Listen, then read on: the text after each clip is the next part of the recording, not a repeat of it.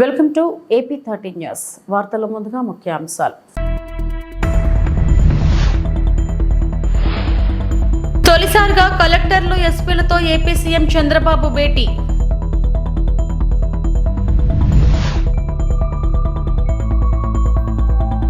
ప్రజల నమ్మకానికి న్యాయం చేయాలి డిప్యూటీ సీఎం పవన్.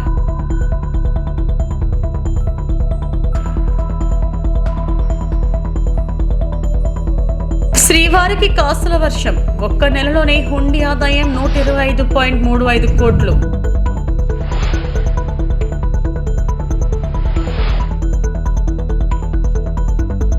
ఎన్డీఏ కూటమి ప్రభుత్వం ఏర్పడిన తరువాత తొలిసారిగా కలెక్టర్లు ఎస్సీలతో సమావేశం కాబోతున్నారు ఆంధ్రప్రదేశ్ ముఖ్యమంత్రి చంద్రబాబు నాయుడు.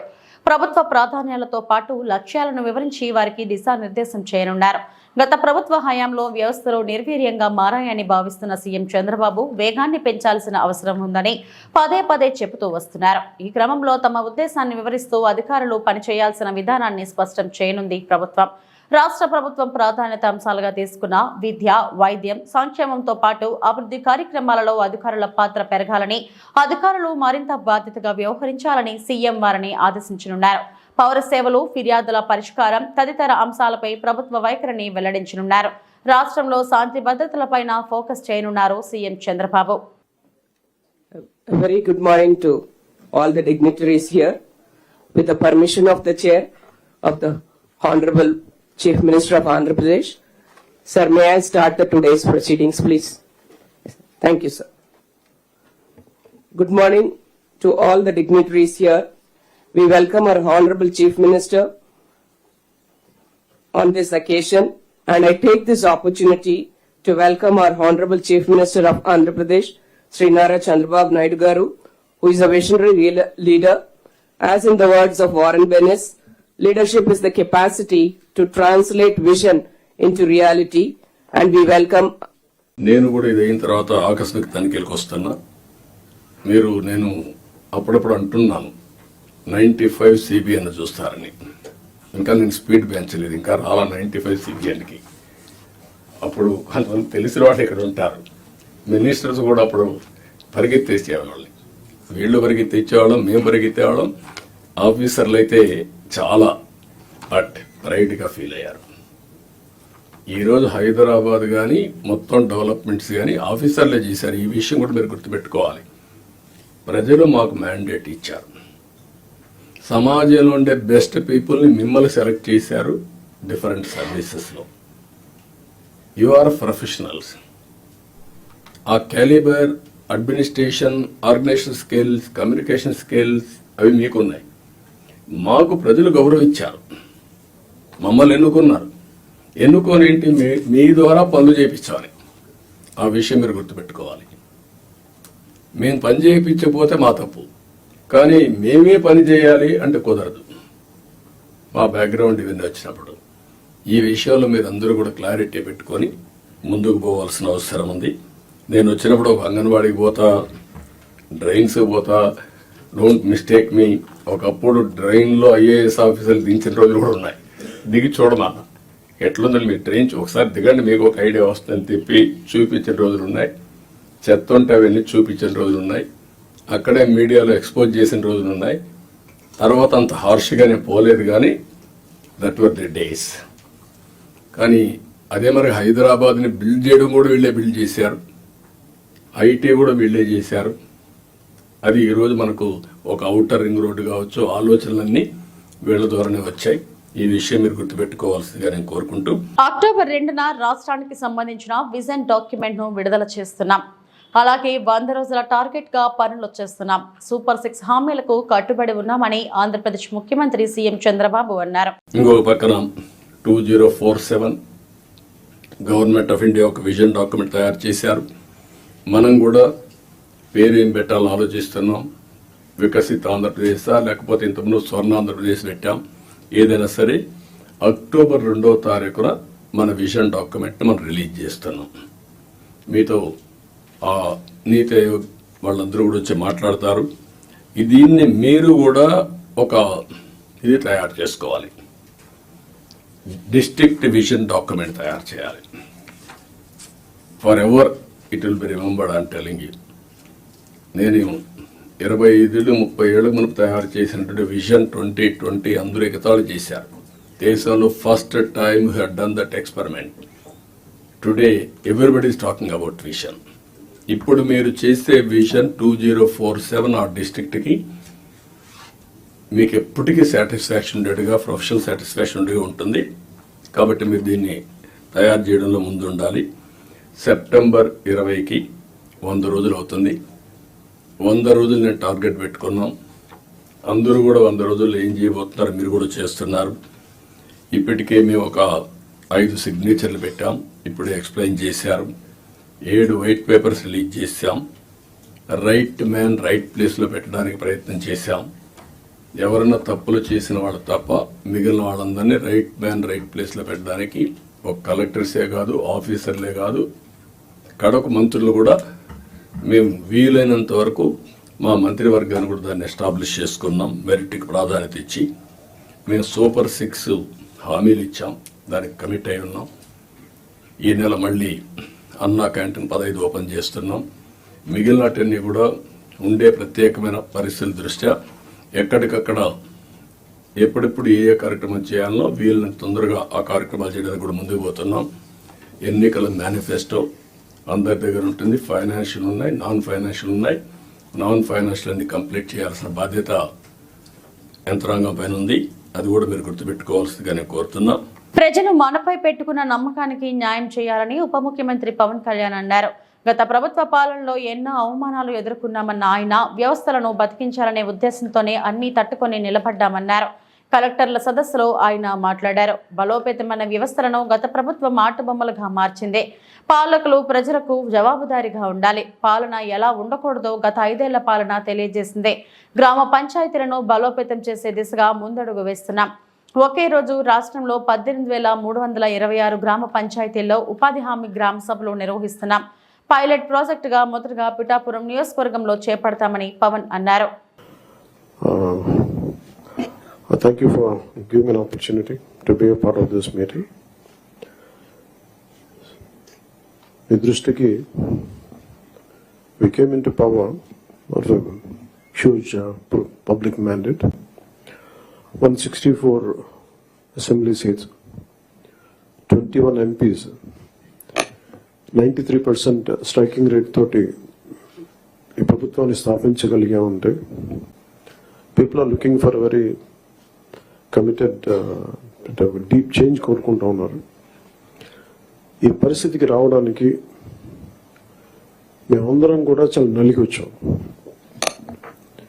వ్యక్తిగతంగా మా మీద దాడులు కానీ తిట్లు కానీ, ఇంక్లూడింగ్ గత ప్రభుత్వం నుంచి మాకు థ్రెట్స్ కానీ, ఇంక్లూడింగ్ కుటుంబ సభ్యుల మీద దాడులు కానీ, ఇవన్నీ అనుభవించి వచ్చామంటే, ఇంత భరించి మేము ఎందుకు వచ్చామంటే వ్యవస్థల్ని బతికించాలనే చెప్పు. గత ప్రభుత్వం కళ్ళ ముందే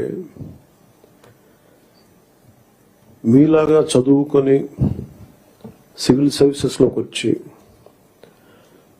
మీరు ఎంత కష్టపడి ఐఏఎస్లు చదివి ఉన్నాలో, ఎంత పోటీ పడి లక్షలాది మంది పోటీ పడితే a handful of collectors would come out and emerge out. అలాంటి ఒక ఎమినెంట్ వ్యవస్థని, బలోపేతమైన వ్యవస్థని గత ప్రభుత్వం దాన్ని ఒక ఆటబొమ్మలా చేయడం మా అందరికీ చాలా బాధ కలిగించింది. మేమందరం కూడా దేనికి బయటకు వచ్చామంటే ఈ వ్యవస్థని బలోపేతం చేయాలి, వ్యవస్థని బలహీనం చేస్తారని చెప్పి at the cost of life దెబ్బలు తిని, ఒకవేళ మేము రాకపోయినా కానీ ప్రజాక్షేత్రంలో నిలబడి ఈ వ్యవస్థని బలోపేతం చేయాలని ఉద్దేశంతో ఇక్కడికి వచ్చాం. But God's grace and people's commitment, they saved the democracy, they brought us into power. మీకు ఎందుకు దృష్టిలో ఉన్నా చెప్తున్నా అంటే, we are here to strengthen you, we are here to empower you, we are here to stand by you for good governance and accountable governance. ఇన్ని దశాబ్దాలుగా ఇప్పుడు ఆంధ్రప్రదేశ్, ఉమ్మడి ఆంధ్రప్రదేశ్ కానీ విభజిత ఆంధ్రప్రదేశ్ కానీ ఎప్పుడు ఇంత ఇబ్బంది పడలేదు. గత 5 ఏళ్లుగా ఆంధ్రప్రదేశ్లో పాలన ఎలా ఉందో చూశారు. గతంలో చాలా మంది నా సన్నిహితులు, సహచరులు కొంతమంది చెప్తా ఉన్నారు, ఇదివరకు ఆంధ్రప్రదేశ్లో పనిచేయాలి బ్యూరోక్రాట్స్ అని అనుకున్న ఐఏఎస్లు కానీ ఐపీఎస్లు కానీ ఎనీ సర్వీసెస్ నుంచి పోటీ పడేవాళ్ళం. ఇదివరకు ఒక మోడల్ స్టేట్గా ఉండేది ఆంధ్రప్రదేశ్. ఇప్పుడు కూడా model state in last 5 years లో. How not to be. తిరుమలేశుడి ఆదాయం అంతకంతకు పెరుగుతుంది. ఈ ఏడాది మొదటి 6 నెలల్లో 670 కోట్ల రూపాయలకు చేరిన తిరుమల వెంకన్న ఆదాయం జూలై నెలలో 125.35 కోట్లు జమైంది. ఈ మధ్యకాలంలో గణనీయంగా పెరిగిన భక్తుల రద్దీకి తగ్గట్టుగానే హుండీ ఆదాయం కూడా రికార్డులు బద్దలు కొడుతుంది. భక్త కోటి కానుకలు తిరుమలేశుడి ఆస్తుల విలువలను అమాంతంగా పెంచుతున్నాయి. వెలకట్టలేని బంగారు ఆభరణాలు వెంకన్న సొంతం కాగా ఈ ఏడాది మొదటి 6 నెలల హుండీ ఆదాయం 670.21 కోట్లుగా శ్రీవారి ఖజానాకు చేరింది. ఈ ఏడాది జనవరిలో 116.46 కోట్లు, ఫిబ్రవరిలో 111.71 కోట్లు, మార్చి నెలలో 118.49 కోట్లు, ఏప్రిల్ నెలలో 101.63 కోట్లు, మే నెలలో 108.28 కోట్లు, జూన్ నెలలో 113.64 కోట్లు హుండీ కానుకలుగా శ్రీవారి ఆదాయం ఖాతాకు చేరింది. తిరుమల అన్నమయ్య భవన్లో డైల్ యువర్ ఈవో కార్యక్రమాన్ని నిర్వహించిన టీటీడీ ఈవో శ్యామలరావు జూలై నెల వివరాలను ప్రకటించారు. తమిళనాడులోని తిరుత్తరణిలో టీటీడీ భూమి అన్యాక్రాంతంపై చర్యలు తీసుకుంటామన్నారు. గత జూలై నెలలో శ్రీవారిని 22.13 లక్షల మంది భక్తులు దర్శించుకున్నారన్నారు. 1,04,00,000 లడ్డూలను భక్తులకు విక్రయించినట్లు తెలిపారు.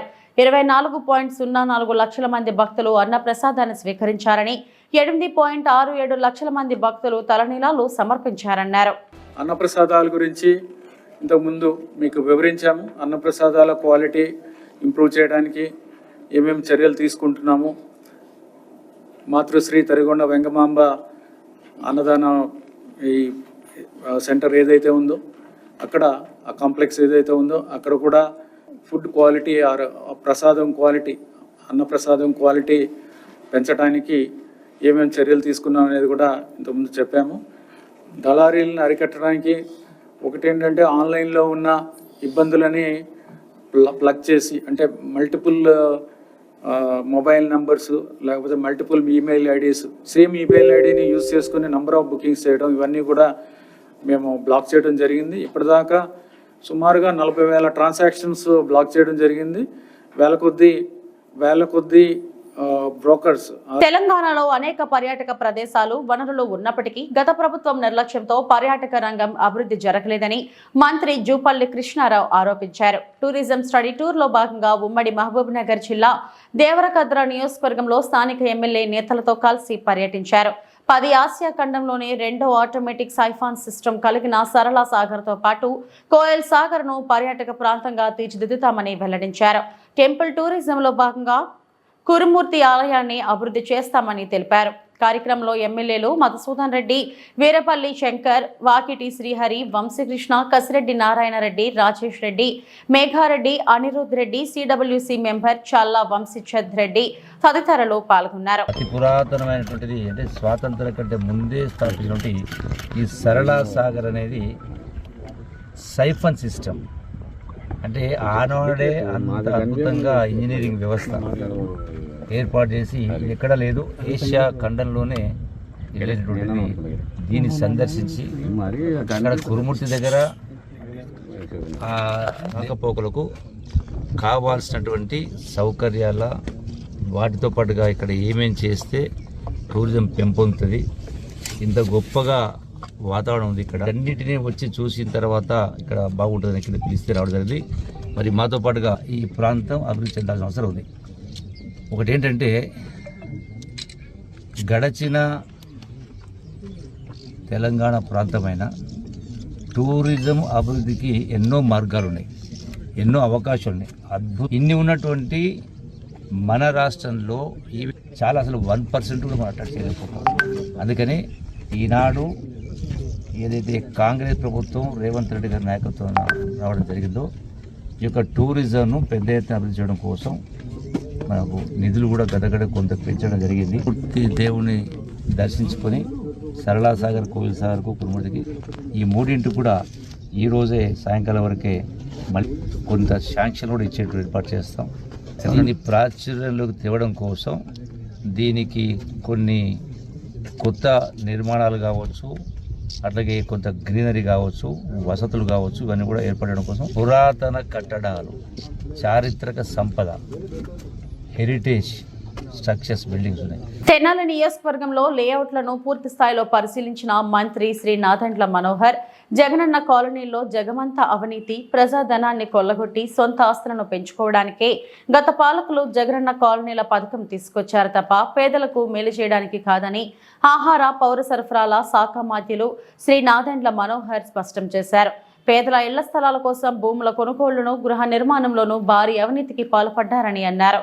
రైతుల నుంచి ఎకరా ₹1,00,00,000 కొనుగోలు చేసి ప్రభుత్వానికి 4-5 రెట్లు ఎక్కువకు విక్రయించి భారీగా ప్రజాధనాన్ని లూటీ చేశారని చెప్పారు. ప్రజాధనాన్ని దోచుకున్న ఏ ఒక్కరిని వదిలిపెట్టే ప్రసక్తి లేదని, సమగ్ర విచారణ జరిపించి బాధ్యులను శిక్షిస్తామని హెచ్చరించారు. కూటమి ప్రభుత్వం ఎన్నికల్లో ఇచ్చిన హామీ మేరకు ఇళ్ల నిర్మాణానికి ఇస్తున్న ఆర్థిక సాయాన్ని త్వరలోనే పెంచుతామని, దీనిపై ముఖ్యమంత్రి చంద్రబాబు నాయుడు నిర్ణయం తీసుకున్నారని తెలిపారు. ఆదివారం తెనాలి నియోజకవర్గంలో గృహ నిర్మాణం, ఇళ్ల స్థలాల పట్టాలు సమస్యలపై నిర్వహిస్తున్న అవగాహన సదస్సులో ముఖ్య అతిథిగా పాల్గొన్నారు. అంతకుముందు పెద్దరావుపూరు, సిరిపురం, దావులూరు ప్రాంతాల్లో పేదల కోసం నిర్మిస్తున్న లేఅవుట్లను పరిశీలించారు. 735 మందికి ఇక్కడ ఇల్లు కేటాయించి 3 సంవత్సరాలు పూర్తయితే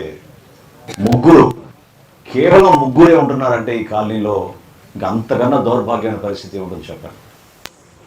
భూమి ఏమో 140 కోట్లు పెట్టి కొన్నారు. ఈ భూమి 140 కోట్ల రూపాయలు. ఎంత దూరం ఉంది తెనాలి పట్టణం చెప్పండి.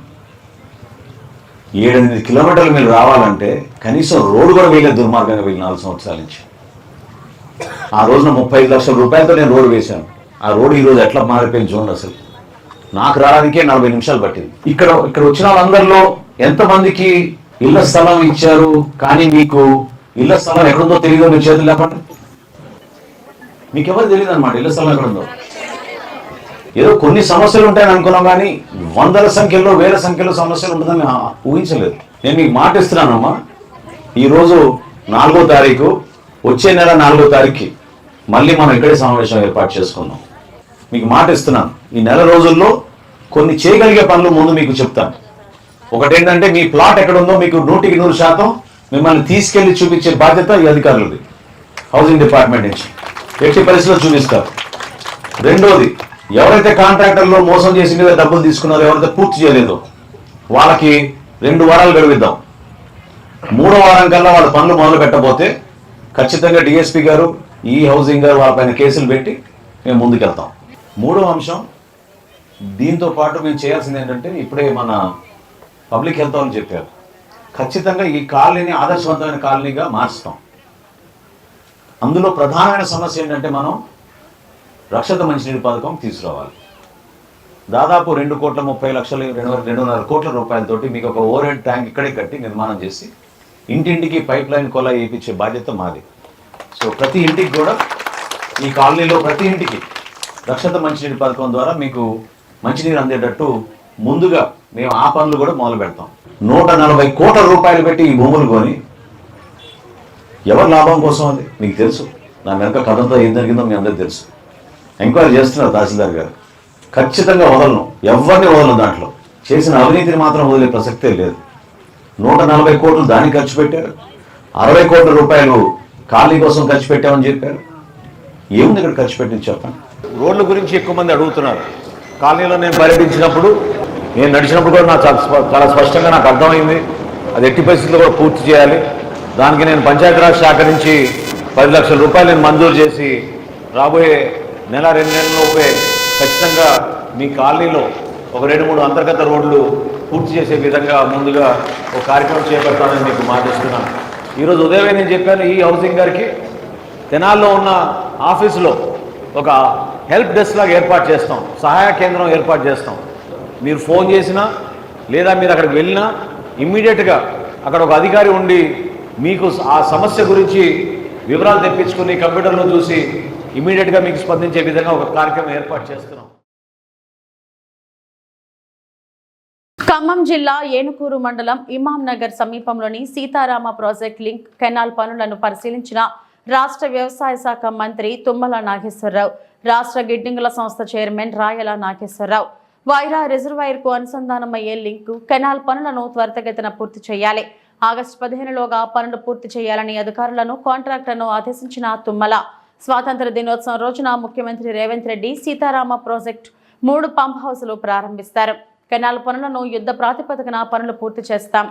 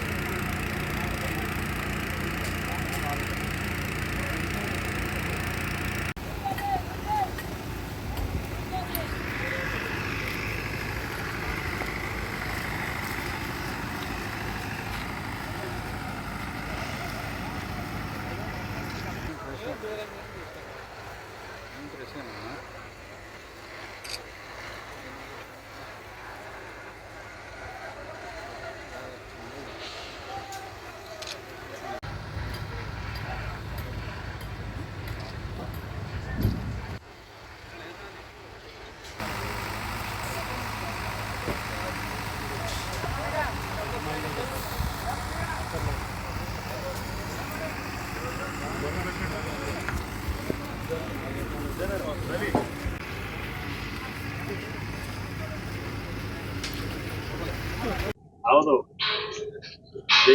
మీకు కరెక్ట్గా 15వ తారీఖు ప్రోగ్రామ్ ఉంటుంది. కరెక్ట్గా రేపు వచ్చాక మాట్లాడతాం సార్. ఐ వాంట్ స్టార్ట్ ఈ రోజు నుంచి మొదలు పెట్టుకోండి. ఓకే, మొదలు పెట్టండి.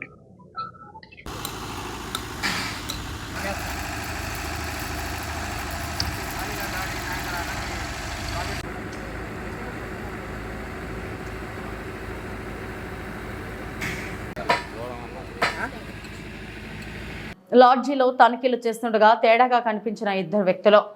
కళ్లు బయర్లు కమ్మే 4 కేజీల బంగారం అక్రమ రవాణా. రాజస్థాన్ టు గుంటూరు.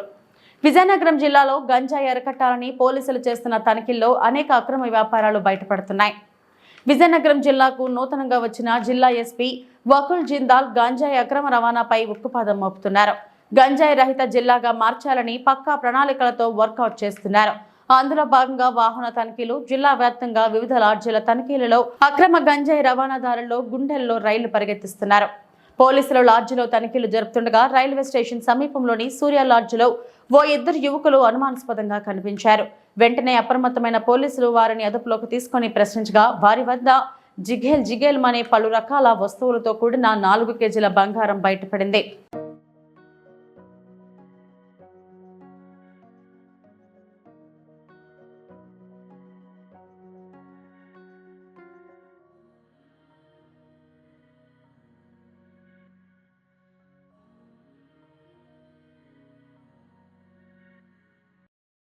సముద్రంలో మునిగిపోతున్న వ్యక్తిని బాపట్ల పోలీసులు కాపాడారు.